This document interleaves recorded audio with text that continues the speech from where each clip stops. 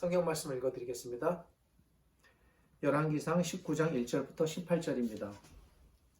아합이 엘리야가 행한 모든 일과 그가 어떻게 모든 선지자를 칼로 죽였는지를 이세벨에게 말하니 이세벨이 사신을 엘리야에게 보내어 이르되 내가 내일 이맘때에는 반드시 네 생명을 저 사람들 중 한 사람의 생명과 같게 하리라.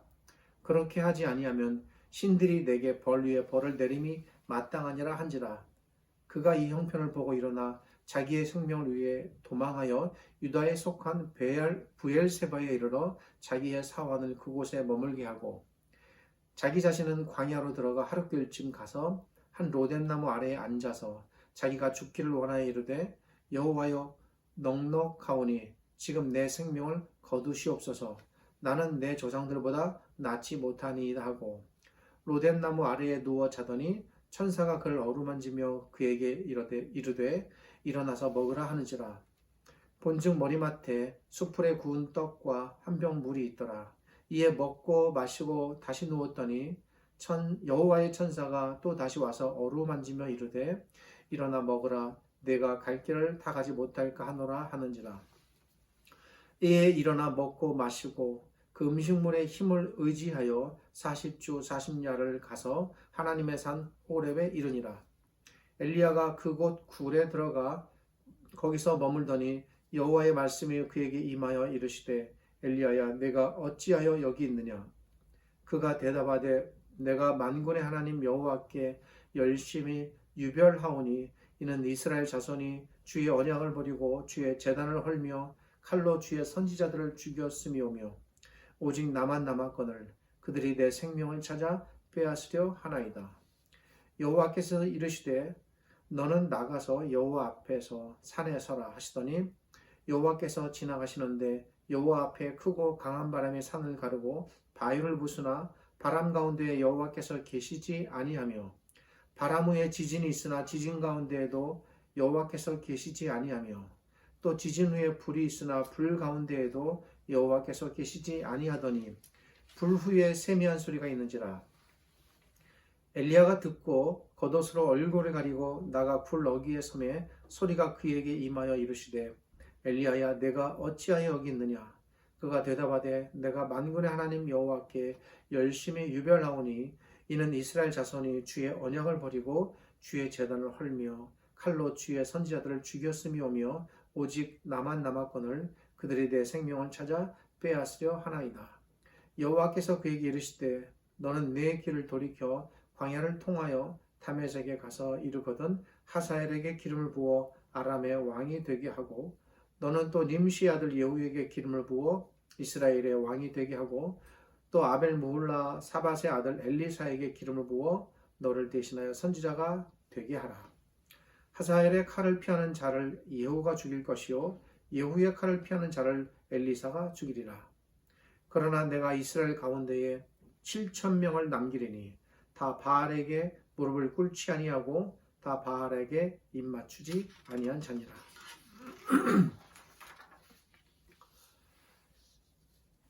열왕기상 18장과 19장에는 우리가 엘리야에 대하여 알고 있는 대표적인 두 가지 사건이 기록되어 있습니다.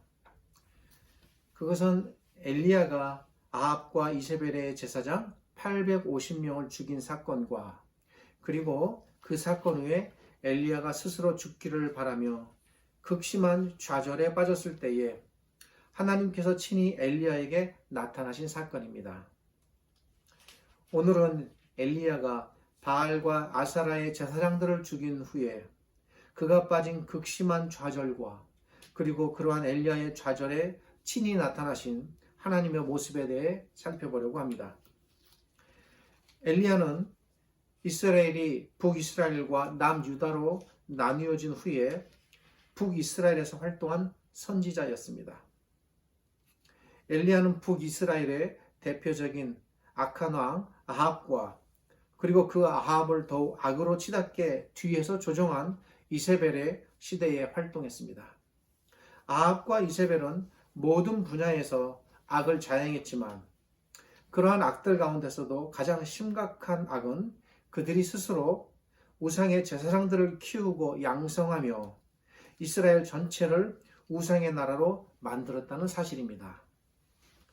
열왕기상 18장과 19장의 기록을 따르면 엘리야를 대적하기 위해 당시 모인 제사장들이 850명이었습니다. 엘리야는 이스라엘 백성 모두가 보는 앞에서 이들 850명과 정면으로 대적하였으며 이스라엘의 진정한 신이 누구인지를 판가름해 보이려고 하였습니다. 우리가 잘 아는 대로 이 싸움은 진정한 하나님의 승리로 끝났습니다. 하나님께서는 친히 하늘에서 불을 내리셔 엘리야의 기도에 응답하셨고, 그리고 엘리야가 드린 제물과 제단에 뿌려진 물까지 모두 태우심으로써 하나님만이 명백한 이스라엘의 참 신이라는 사실을 세상에 알리신 것입니다. 이 사건 후에 엘리야는 이스라엘의 제사장 850명을 한 명도 도망가지 못하게 붙잡게 한 후에 그들 모두를 처형하였습니다. 제가 오늘 살펴보려고 하는 내용은 그 이후에 일어난 일에 관한 것입니다. 오늘 본문이 열왕기상 19장인데 이 본문을 잘 이해하려면 우리는 무엇보다도 당시 엘리야가 품었던 그의 생각을 알아볼 필요가 있습니다. 당시 엘리야는 불로서 응답을 받았고 바알과 아사라의 제사장 850명을 처형하였습니다. 엘리야가 이스라엘의 진정한 신이신 여호와 하나님을 이스라엘 백성 모두에게 알린 행동은 매우 위대한 일이고 훌륭한 일입니다. 그러나 그럼에도 불구하고 여전히 그에게 어떤 문제가 있었습니다. 과연 엘리야의 문제점은 무엇일까? 엘리야의 문제를 알아야 우리는 본문을 제대로 된 방향으로 잘 이해할 수 있습니다. 엘리야의 문제는, 그의 문제점은 그가 품은 어떤 생각이었습니다. 그 생각이 우선 무엇인지 알 수 있는 두 개의 구절이 본문 안에 나타납니다. 그것은 엘리야가 아합과 이세벨의 그 잔혹한 통치 속에서 오직 자신만 하나님을 섬기고 있다고 그렇게 생각하는 그의 생각이었습니다. 엘리야는 당시 이스라엘이 온통 바알과 아세라를 섬기는 제사장들과 백성들로 가득했으며 백성들은 아합과 이세벨의 잔혹한 통치로 모두 하나님을 버리고 우상의 길에 빠졌다고 생각한 것입니다. 엘리야는 그런 암울한 시대에 오직 자신 홀로 끝까지 신앙을 지키며 하나님을 섬기고 있다고 생각한 것입니다. 이런 그의 생각을 엿볼 수 있는 두 개의 구절이 본문 안에 등장합니다. 그것은 10절과 14절입니다. 10절과 14절에서 엘리야는 두 번이나 반복해서, 이렇게 반복하였다는 것은 그런 생각이 확고했다는 것입니다. 이렇게 말했습니다. 내가 만군의 하나님 여호와께 열심히 유별하오니 이는 이스라엘 자손이 주의 언약을 버리고 주의 제단을 헐며 칼로 주의 선지자들을 죽였는데 오직 저만 남았습니다. 거의 한 글자도 틀리지 않고 엘리야는 똑같은 내용을 하나님께 두 번 반복해서 말합니다. 그러니까 하나님께 자기 생각을 강력하게 주장하는 겁니다. 엘리야는 참으로 훌륭하고 위대한 선지자였지만 그럼에도 불구하고 여전히 그에게도 어떤 인간적인 약한 모습, 약점이 있었습니다. 그것은 바로 오직 자신만이 믿음을 지켰으며 자신만이 하나님을 섬기는 당시의 유일한 선지자라고 스스로 생각한 것입니다. 엘리야는 눈에 보이는 것만 가지고 판단했습니다. 어쩌면 그런 엘리야의 판단을 나무랄 수도 없습니다. 엘리야의 눈에 하나님을 섬기는 사람들, 하나님을 섬기는 참된 선지자가 한 명도 보이지 않았기 때문입니다. 당시 상황으로 볼 때 엘리야의 눈에 그런 사람들이 눈에 나타나지 않는 것은 너무나도 당연했습니다. 하나님을 섬기는 사람은 누구든지 보이기만 하면 잡아 가두고 죽이는 이세벨의 그 잔혹한 통치 속에 누가 감히 스스로를 드러내며 내가 하나님을 섬긴다 이렇게 보이겠습니까? 암울하고 잔혹한 시대에 하나님을 섬기는 하나님의 사람들은 스스로를 감췄고 자신을 세상에 드러내지 않았던 것입니다. 어쩌면 추측컨대 엘리야가 한 동굴 속에 들어가 숨었듯 그들도 그렇게 지하로 동굴로 다 숨어 들어갔을지 모릅니다. 그러기에 그들은 눈에 보이지 않았으며 엘리야는 그런 사람들이 자기 눈 앞에 보이지 않는다고 여겨 자신의 눈에 보이는 이 상황만을 놓고 세상을 판단한 것입니다. 그래서 오직 저만 하나님을 섬기는 유일한 선지자입니다. 이렇게 말하는 것입니다. 그리고 엘리야가 이러한 잘못된 생각을 하게 된 사실은 보다 근본적인 이유가 따로 있습니다. 그것은 바로 하나님께 대한 나름의 이해의 부족이었습니다. 선지자가 어떻게 하나님을 좀 잘 못 깨달을까? 우리는 그렇게 생각할 수 있겠지만 충분히 그럴 수 있습니다. 여호와 하나님은 과연 어떤 분일까? 우리도 하나님을 성경을 통해 충분히 안다고 할 수 있겠지만 어떤 면에서 상당히 많은 오해를 지금도 하고 있을 수 있습니다. 같은 상황입니다. 과연 하나님께서는 아합과 이세벨의 잔혹하고도 교활한 폭압에 어떻게 대처하셨을까? 엘리야는 자신의 기도에 불러 응답하는 그 권능과 능력을 보고 그렇게 대처하는 것이 다다라고 좀 생각했을 수 있습니다. 엘리야가 생각한 것처럼 과연 하나님께서는 아합과 이세벨의 폭압에 모든 하나님의 백성을 죽거나 또는 변절하거나 하도록 방치하시고 이렇게 오직 나만 남겨두신 것일까? 엘리야는 어쩌면 그리 생각했을 것입니다. 두 개의 구절 안에 엘리야의 그런 생각들이 엿보입니다. 그러나 뒤를 살펴보면 결코 하나님이 그렇지 않으셨음이 드러나게 됩니다. 다만 엘리야의 눈에만 그렇게 보인 것입니다. 하나님께서는 엘리야가 눈에 보이는 현상만을 보고 판단할 그럴 뿐이 아니셨습니다. 비록 엘리야의 눈에는 보이지 않았지만 눈에 보이지 않는 하나님의 모습이 더 크셨던 것입니다. 하나님께서는 엘리야 못지않게 그 어떤 유혹과 폭압과 탄압 속에서도 신앙을 잃지 않고 오직 여호와 하나님만을 유일한 신으로 하나님으로 섬기는 참된 자기 백성들을 숨겨두셨습니다. 하나님께서 이러한 분이라는 사실을 엘리야가 아직 모르고 있었던 것입니다. 어떤 상황 속에서도 하나님께서는 자신의 백성을 친히 지키시고 보호하신다는 사실을 엘리야가 미처 다 깨닫지는 못했습니다.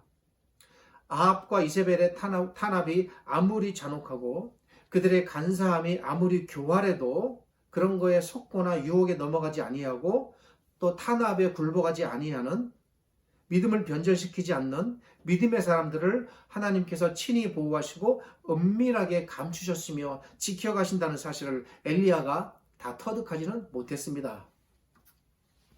눈에 보이는 현상만을 보고 세상을 판단한 엘리야.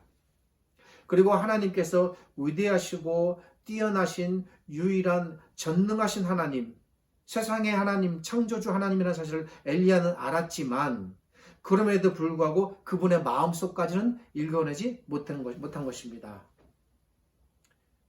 이런 엘리야의 생각들이 복합적으로 작용하여 그로 하여금 극도의 좌절감에 빠지게 한 것입니다. 850명의 제사장들을 모두 처형하였을 때 그 엘리야의 우렁찬 목소리와 그의 당당함은 어떠했겠습니까? 세상에 두려울 것이 없었을 것입니다. 엘리야는 모든 것이 승리로 끝났다고 생각했을 것입니다. 길고도 긴 아합과 이세벨과의 이 영적 전쟁이 이제는 여호와의 승리로 완전히 끝났다고 생각했을 수도 있습니다. 이제는 모든 우상들이 이 나라 안에서 제거되었으며 이스라엘 백성은 우상으로부터 등을 돌리고 하나님께로 돌아오게 되었다고 생각했을 수도 있습니다. 엘리야는 이제 아합과 이세벨의 그 손길이 미치지 못하며 이제 그들의 통치가 끝나게 되었다고 생각했을 수도 있습니다. 그런데 안타깝게도 이런 모든 엘리야의 희망과 생각은 한낱 물거품이 되었습니다. 모두 빗나갔습니다. 생각해 보십시오. 백성들은 850명의 제사장이 죽었어도 우상에게서 떠나지 않았습니다. 오히려 그들이 죽음으로 말미암아 아합과 이세벨의 통치는 더욱더 극한으로 치닫게 됩니다. 그 극한의 한 징조가 뭡니까? 그것은 바로 그들이 이제는 엘리야의 존재 자체를 부정한다는 것입니다. 엘리야까지도 죽이겠다는 것입니다. 지금까지는 그나마 엘리야의 존재 자체를 인정했는데 이제 엘리야마저 죽인다라는 것은 그들이 또 세상이 전혀 변하지 않고 있다는 증거가 될 것입니다. 엘리야는 오직 나만이 죽기 전에 엘리야는 오직 나만이 하나님을 섬기고 있다고 생각하는데 그런 자기가 위태로운 상황에 놓여 이제 곧 죽음에 내몰린다면 어떤 생각을 하게 될까요? 희망의 끈을 놓는 것입니다. 내가 죽게 되면 아무도 안 남은 것입니다. 끝난 것입니다. 그리고 이런 세상에 나는 필요 없다고 생각한 것입니다. 그래서 나에게도 이스라엘에게도 희망이 없다고 생각하고 이제 남은 일은 내가 죽는 것뿐이다 라고 생각한 것입니다. 충분히 공감할 수 있고 그런 상황 속에서는 우리도 엘리야의 그 생각을 인정할 수 있습니다. 그러나 안타깝게도 눈에 보이는 것을 보고 판단하였으며 눈에 보이는 현상만을 보고 하나님의 마음속까지 헤아리지 못한 엘리야는 이렇게 극심한 좌절감에 빠졌으며 이 좌절감은 엘리야가 하여금 스스로 목숨을 버리는 상태로까지 나아가게 만든 것입니다. 기대가 큰 만큼 좌절의 깊이도 크고 승리의 도취감이 큰 만큼 실패의 좌절감도 큽니다. 바알 사건 이후 엘리야의 이 극심한 좌절감은 이전과 비교할 수 없는 오히려 탄압과 폭압 속에서도 꿋꿋하게 견뎠던 그 엘리야를 스스로 목숨을 내던지게 만드는 상태까지 몰고 간 것입니다. 그런데 하나님은 과연 어떠하셨을까요?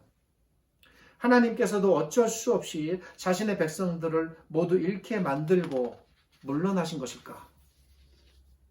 결코 그렇지 않음을 우리는 알 수 있습니다. 엘리야는 세상에 오직 자신만 홀로 남았다고 생각하지만 하나님께서는 엘리야 홀로 남겨두지 않으셨습니다.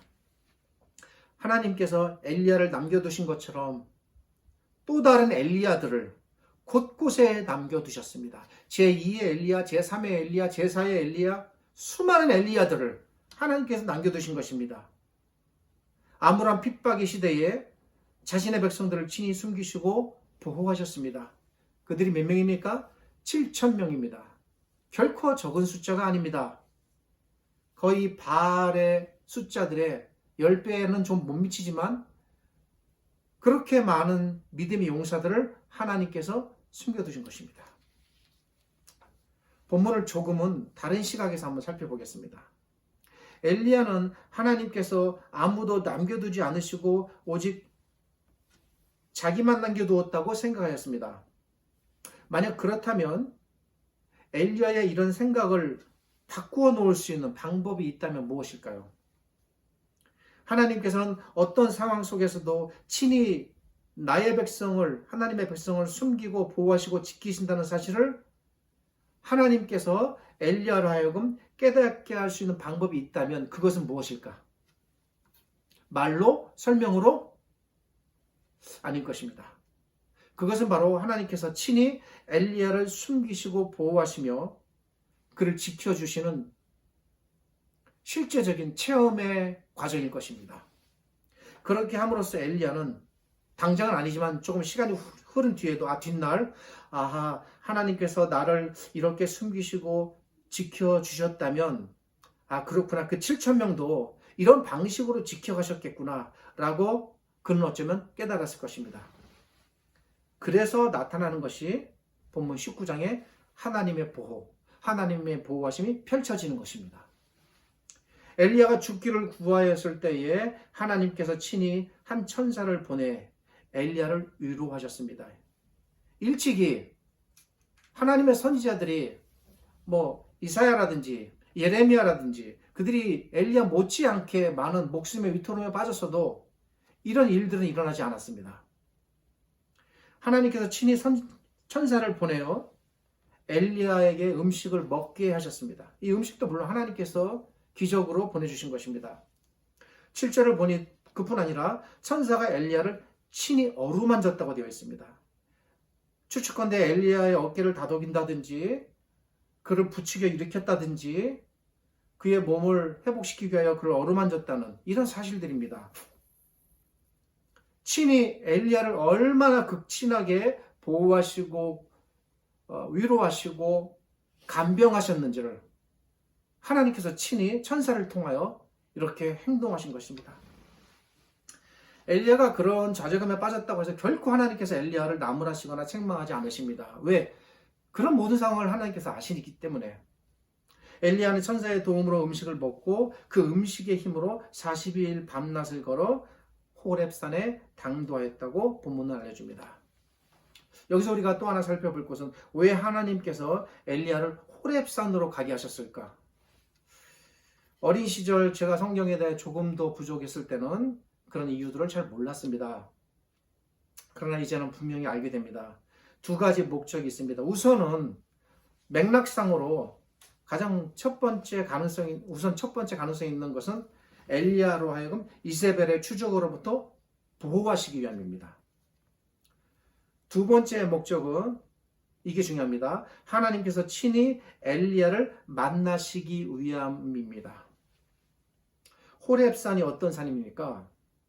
호렙산은 그 옛날 모세가 가시나무 떨기 불꽃 가운데서 친히 40년 만에 하나님을 만났던 곳입니다. 또 호렙산은 이스라엘 백성이 애굽에서 나온 후에 모세가 하나님 앞으로 나아가 십계명을 받은 곳입니다. 또 호렙산은 신의 산이라고도 불리는데 이스라엘 백성이 처음으로 하나님과 언약을 맺은 곳입니다. 그곳에서 하나님께서는 이스라엘 백성 장로 70인과 먹고 마셨습니다. 이렇게 호렙산은 친히 하나님께서 자기 백성을 만나시기 위하여 임하시는 하나님의 특별 장소였습니다. 그러기에 하나님께서 엘리야를 호렙산으로 인도하셨다는 것은 무엇을 의미합니까? 하나님께서 엘리야를 만나시겠다는 것입니다. 이렇게 엘리야를 호렙산으로 인도하신 하나님께서는 과연 그 의미에 맞게 엘리야에게 친히 나타나십니다. 그리고 이렇게 말씀하십니다. 하나님께서 친히 엘리야를 만나시기 위하여 엘리야를 호렙산으로 인도하셨다는 사실이 분명하게 드러나는 순간입니다. 11절입니다. 너는 나가서 여호와 앞에서 산에 서라. 이것이 무슨 말입니까? 당시 엘리야는 호렙산에는 당도하였지만 호렙산에 있는 한 동굴 깊숙한 곳에 들어가 웅크리고 숨어 있었습니다. 어쩌면 그 순간에도 이세벨의 손길이 여기까지 미치지는 않을까 여전히 두려워하며 떨었을 수도 있습니다. 그리고 여전히 극심한 좌절과 낭만감에서 헤어나지 못하고 있었을 수도 있습니다. 그럴 가능성이 대단히 큽니다. 그런 엘리야를 동굴에서 나오게 하는 것입니다. 그리고 산에 서라고 말씀하십니다.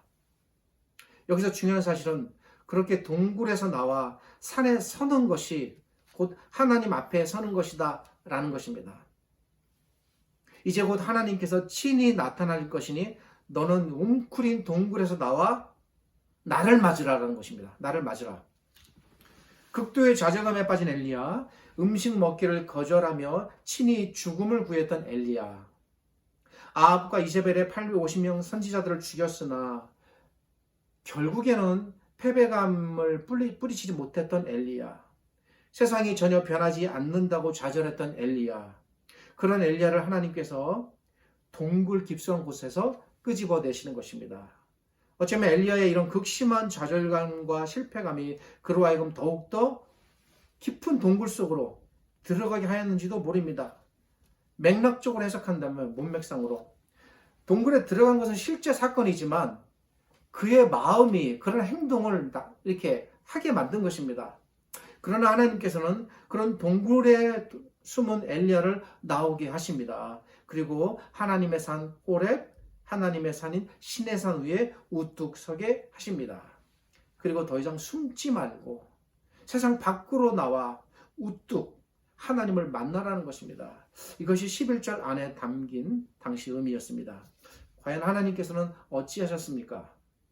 이미 광야에서 로뎀나무 아래에서 천사를 보내시어 엘리야를 먹이실 때 하나님의 뜻은 정해진 것입니다. 하나님께서 친히 엘리야에게 나타나시어 그를 세상에 다시 내보내시겠다는 것입니다.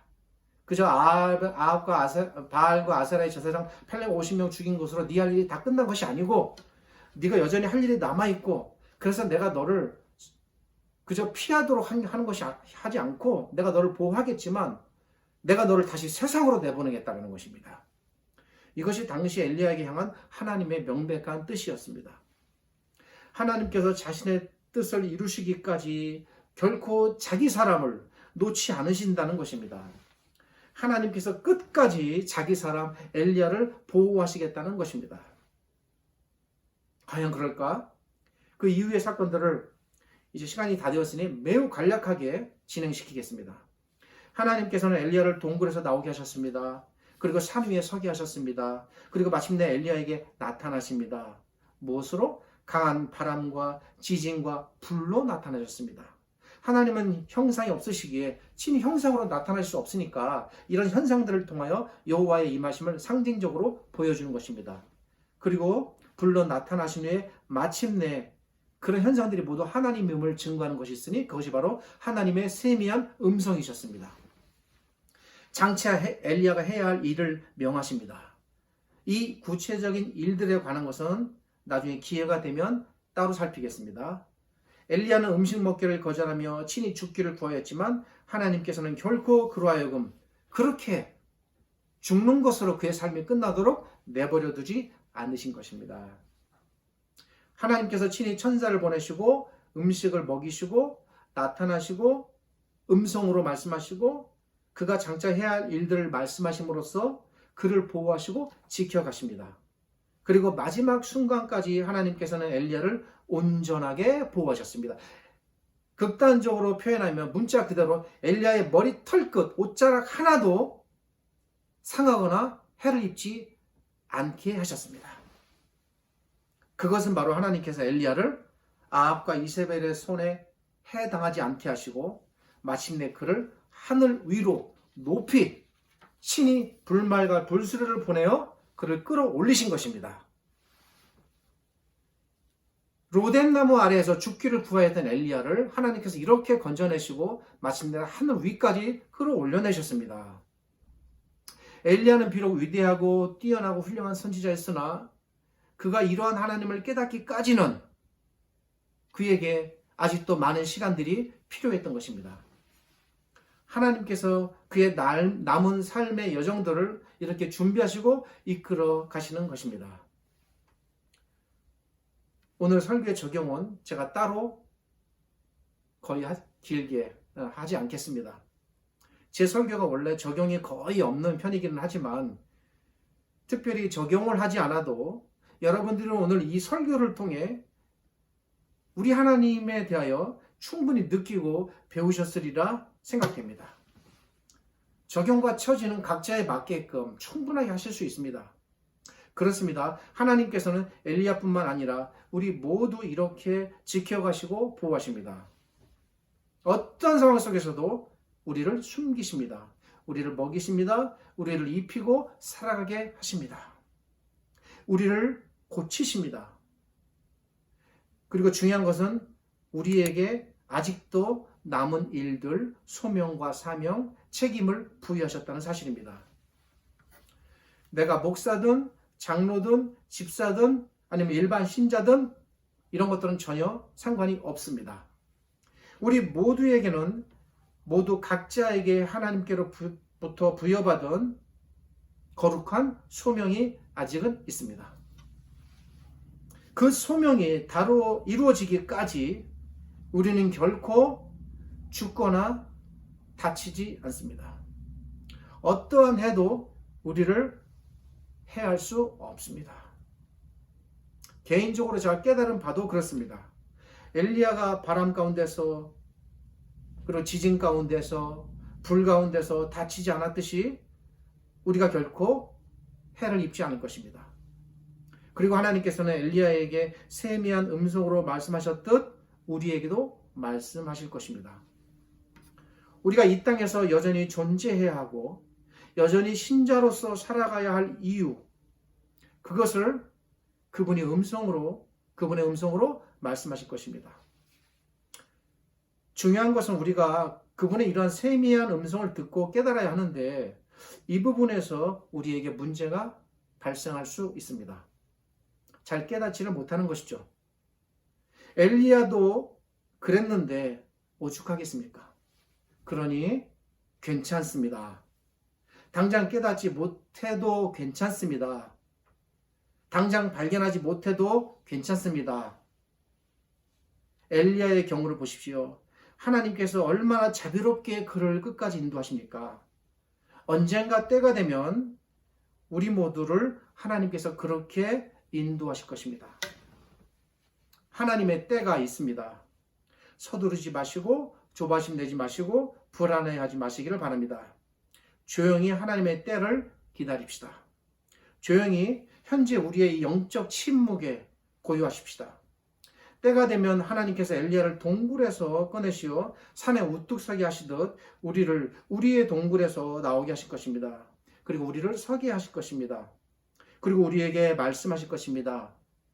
바로 그때 우리는 나가게 될 것입니다. 그리고 산 위에 우뚝 서 하나님을 뵙고 그분의 음성을 들을 것입니다. 여기까지 설교하겠습니다. 기도하겠습니다.